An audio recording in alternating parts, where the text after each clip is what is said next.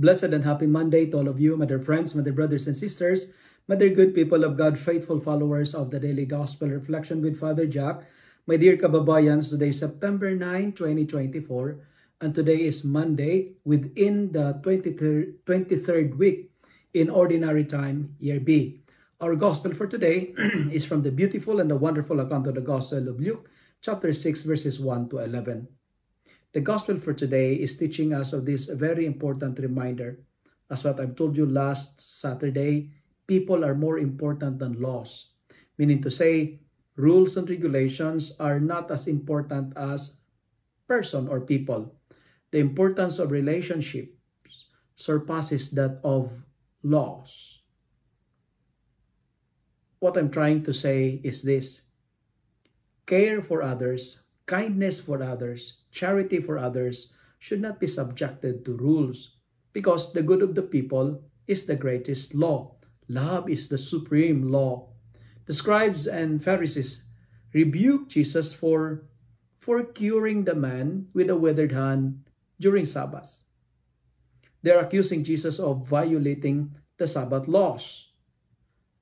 By healing the man, Jesus demonstrates a way of holiness that goes beyond obeying the law.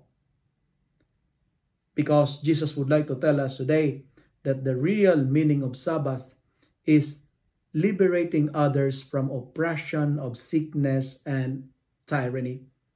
Sabbath is not a rest day if you are suffering. It is not a day of rest when you are sick, right? Sabbath is not a day of rest if others are suffering because of us. And the gospel for today shows us that Jesus fulfilled the meaning of Sabbath by healing the man with a withered hand. You know what, my dear friends? I do not know if you agree with me. Many of us are withered hands. We need compassion to cure, not regulations. I say it again.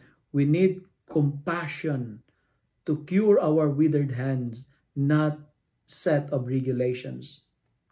Let us fulfill the law by loving people and always help others. And this is where I'm going to end. I say it again. Always help others even when we know they cannot help us back. If you love and like this reflection, kindly share it with your friends, share it with your family, make the word of God viral so that many will be blessed. Amen.